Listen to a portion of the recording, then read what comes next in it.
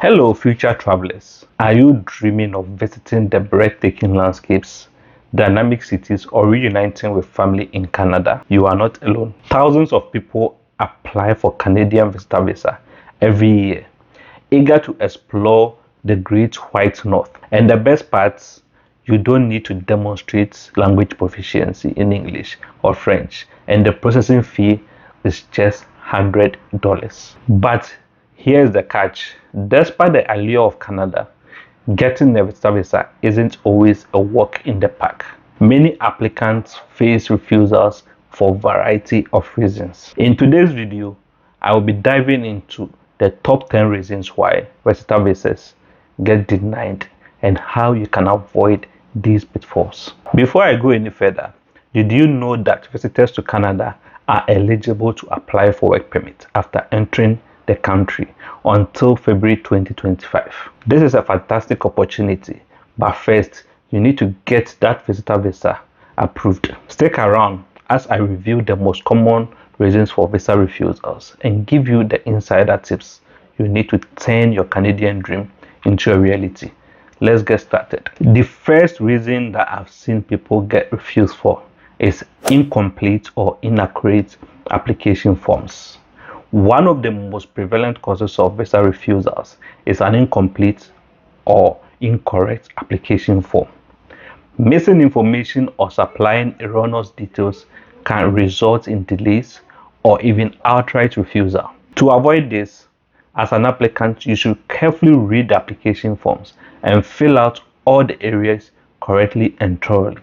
As much as you would think that this is very simple and straightforward, a lot of people make this mistake because when it comes to filling the forms, either they don't understand the questions, so they don't know what to put there, or they have somebody else filling the application form for them. And most times they will be guessing and applying information that's not right. That is why it is always important to make sure that either you are doing the necessary research or dealing with people who know what they are doing when it comes to filling those forms. And if there's anything that you don't understand, feel free to reach out to somebody and ask. Or if you think this is going to be stress for you, you can outsource it to somebody who knows what he's doing so that person can fill those particular forms for you. The second reason that I've seen people get refused for is insufficient supporting documentation. A lack of suitable supporting documentation is another common reason for visa refusal. As an applicant, you must submit proof that you intend to return to your native country.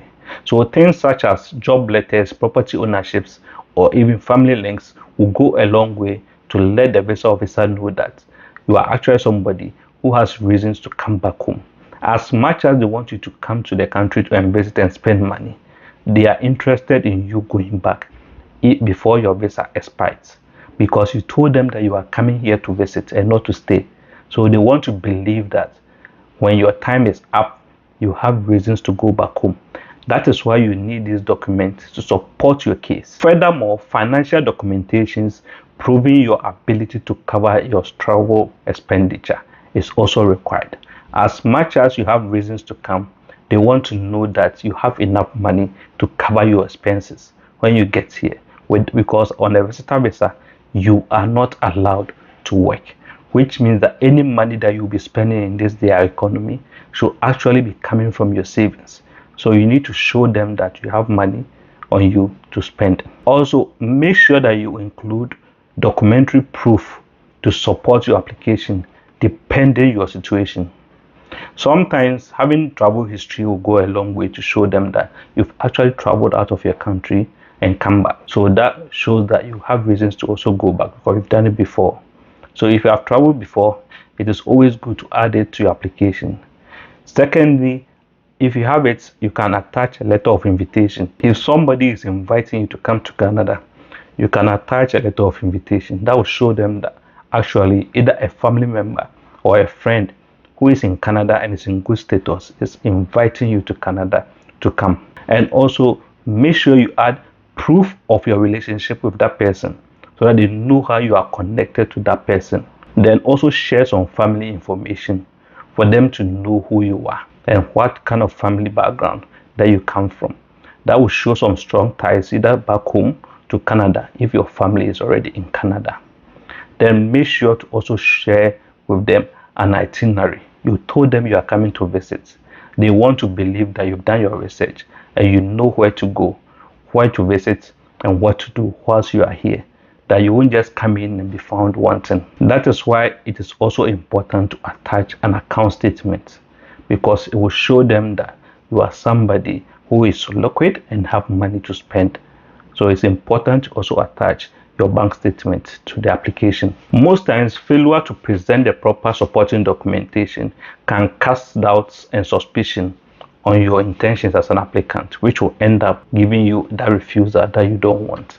Because without the supporting documents, they have to now assume and think that you are somebody who will keep your word. The third reason, and sometimes the most highly given reason for most people, is inadequate financial resources. Demonstrating sufficient financial resources to meet the trip's costs is critical for visa clearance.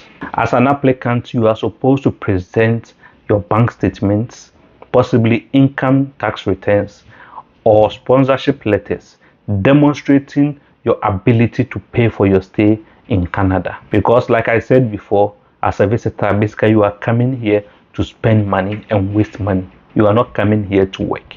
So they want to believe that you have enough money to spend. And even if you have enough money, is it money that you can actually afford to spend? So as much as you can show that you have money, they know sometimes that people do show and tell, where they will just put the money in the account just to show. They want you to show the sources of those money, so they know that it's money that you can afford to spend. It's not lump sum that you just put into the account just to show. Failure to give compelling evidence of financial stability may cause the immigration officer to question your ability to sustain yourself during your visits, which will just end up with him giving you a refusal. The fourth reason that I've seen people get refused for is lack of travel history or purpose. The visa officer that is looking at your application wants to believe that you have a reason to travel. Immigration officers consider applicants' travel history and purpose when it comes to determine eligibility for visitor visa.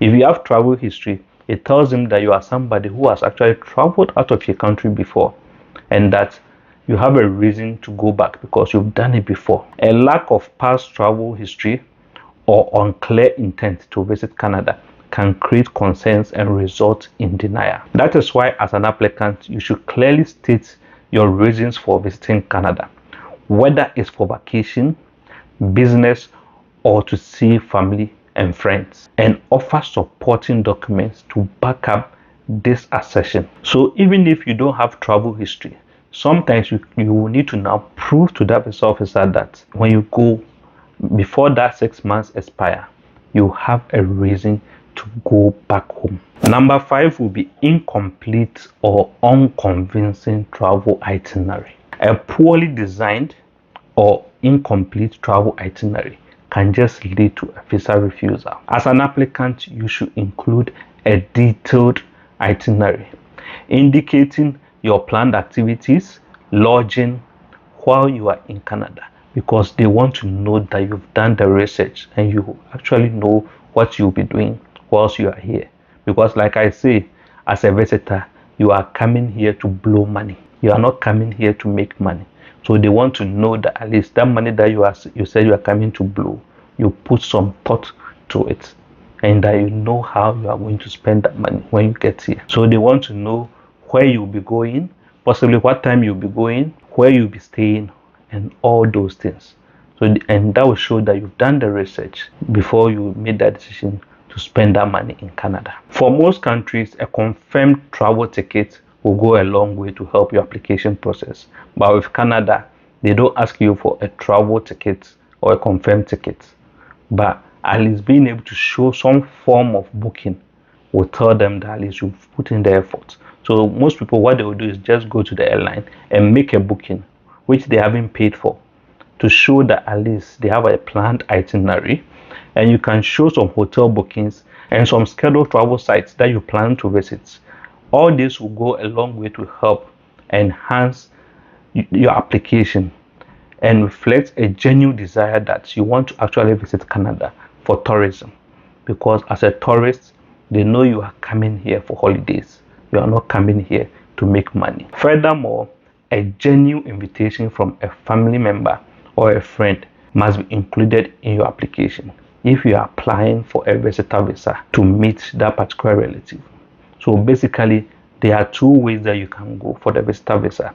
You can decide to apply for just a visitor visa, which is I'm coming to visit a family member, or you can apply as a tourist, which is I don't have anybody in Canada, I'm just coming in as a tourist. As much as both will get you a visitor visa, one option says that I have people that I'm going to stay with, I have people that I know in Canada. The other route says that I'm coming in as a tourist, I don't know anybody, and I'm coming in just to come and look around and all that. Whichever option that you go, you need to make sure that you have a detailed itinerary to back it. Number 6 will be failure to demonstrate strong ties to home country. Immigration officers analyze applicants' chances of returning following their stay in Canada based on factors such as job, property ownership, or even family responsibilities. A lack of evidence of ties to your home country can generate suspicion about your potential immigration plans, resulting in a visa refusal. In Canada, as much as they allow dual intent, which means that you can have temporary residency dreams but still harbor permanent residency dreams, which means you can come in as a temporary resident person but still want to be able to get to permanent residency. They will still want to believe that in case the visitor visa that you are getting things don't go as expected and you have to go back home, you will have a reason to go back, and that you wouldn't just stick around and try your luck.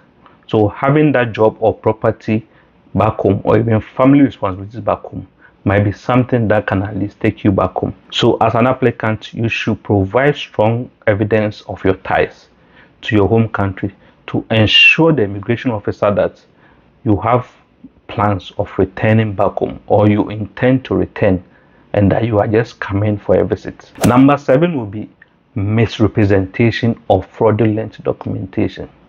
Providing false information or fraudulent documentation is a serious offense that may result in visa refusal or sometimes even restrictions on future entry into Canada. And with Canada, they take misrepresentation very serious. It can get you sometimes even a 5-year ban when it comes to coming to Canada.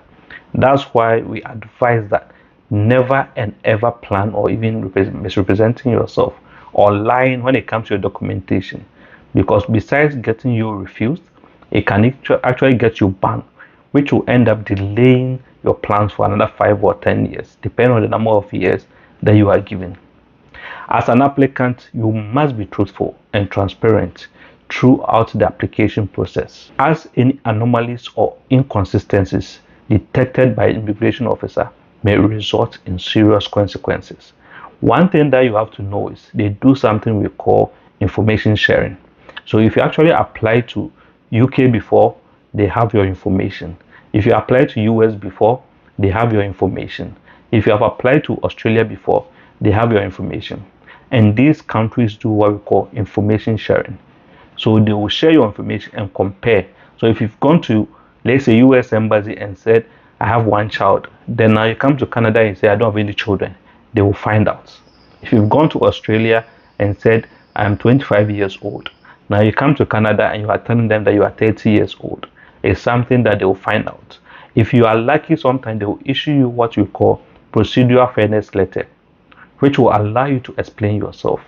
But if they find out that you are lying and you cannot explain yourself, they will just issue you a ban, which will end up killing your dreams in total. So my personal advice is always make sure that you are putting the right information into your documents. Even if somebody else is doing the application for you, always ask to see what they are putting in your application, because at the end of the day, you are going to get banned and not them. To prevent being denied entry into Canada, you must provide correct and reliable information. Sometimes if you lie and it gets even approved, we've had situations where at the border of entry, they will requesting you and find out that you are lying, and that can still get you into trouble. Then number 8 is medical inadmissibility. We've had applicants with medical conditions that endanger public health or safety, and these people may be declared medically inadmissible to Canada, and that will get them denied a visitor visa. Immigration agents review medical reports and may order additional medical exams to evaluate an applicant's admissibility. And I've had situations where people who are trying to even bring in their family members on a visitor visa have had the application delayed or sometimes even denied because of this situation.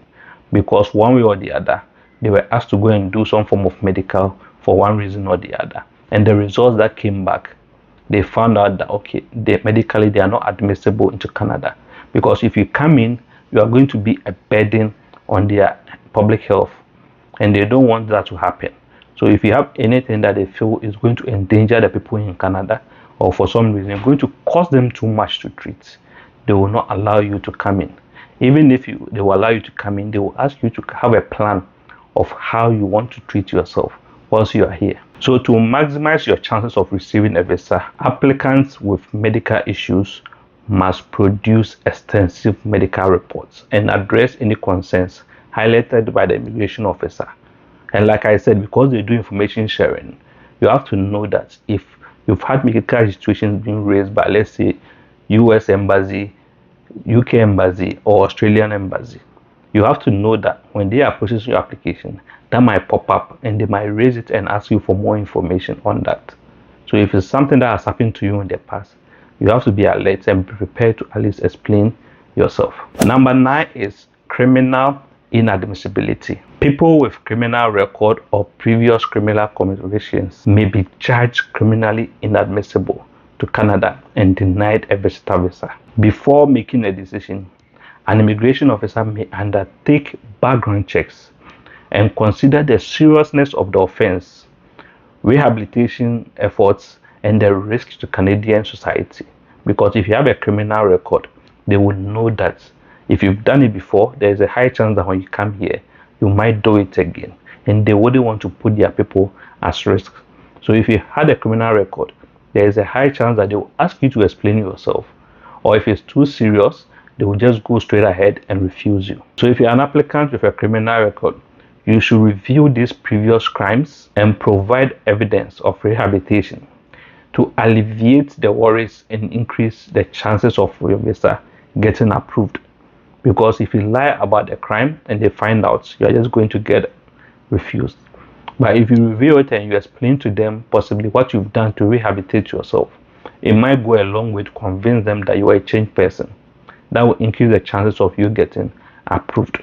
Because there's a high chance that if you've committed a crime before and it's been documented, they will find out, either during the application process or before you get here. Then last but not the least reason is overstaying or violating previous visa restrictions. Applicants who have previously broken visa restrictions, such as exceeding the allotted term of stay or working without authorization, may be denied future visa applications. Immigration officers examine applicants' travel history and adherence to visa terms to determine compliance with Canadian immigration regulations. Because to avoid bad immigration outcomes as an applicant, you are supposed to follow your visa conditions and terms of previous trips. So whether you've gone to another country and you've overstayed, it's going to come up during the application process.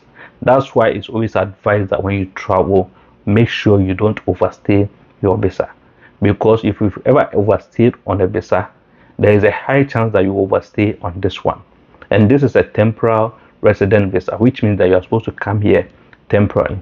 So if you overstayed on a visa before, you need to make sure that you are explaining yourself during the application process, because it will come up and there's a high chance that the visa officer might refuse you based on that. But if you have a genuine reason for overstaying, it's always advisable to use those extra columns that they have for you in the application process to upload documents to show why possibly you overstayed and why you wouldn't overstay on this particular visa. In conclusion, I would say that navigating the Canadian visa process can be difficult, but with careful planning and attention to detail, as an applicant, you can increase your chances of success. As a visitor, you can boost your credibility and demonstrate your sincere purpose for visiting Canada by addressing the 10 causes of visa refusal that I've listed above, and possibly provide extensive supporting documents to explain yourself. Remember, honesty, integrity, and conformity with immigration regulations are essential for successful visa application, along with paper proof to support your application.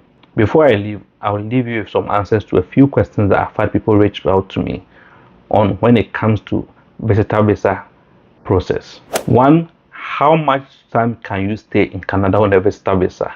6 months is the maximum time a person can stay in Canada on a visitor visa. Can you extend your stay as a visitor visa in Canada after 6 months? Yes, you can extend your stay as a visitor in Canada after 6 months. To extend your stay, you must apply for visitor extension, or officially known as a visitor record. This is key. Can I convert my visitor visa to a work permit? Yes, you can convert your Canadian visitor visa to a work permit, but you will need to apply for work permit that is supported by LMI, that's Labor Market Impact Assessment, or a job offer for LMIA, exempt occupation. How much is the processing fee for Canadian visitor visa? The processing fee for Canadian visitor visa is $100, plus you must pay for additional $85 for biometrics if you are from a biometric requiring country. But if you've ever done biometrics with Canada in the last 10 years, then this particular amount can be waived. And there you have it, the top 10 reasons why Canada visitor visas get refused. Whether it's sufficient documentation, lack of travel history, or financial issues, understanding these pitfalls can make all the difference in your application process. Remember, preparation is key. I hope this video has been insightful and helps you to avoid mistakes when it comes to applying for your Canadian visitor visa. If you found this information useful, please give it a thumbs up and share it with anyone you know who might benefit from it. And also, don't forget to subscribe to my channel for tips and guides on immigration and travel in general. Hit the bell icon so that you never miss an update from me. And if you have any questions or need personalized advice, drop them in the comment below, and I always leave a link to my Calendly in the description area. You can click on it and connect with me directly. I'm always here to help you on every step of this journey. Thank you for watching, and best luck with your visitor visa application. See you in Canada. Until the next video, cheers.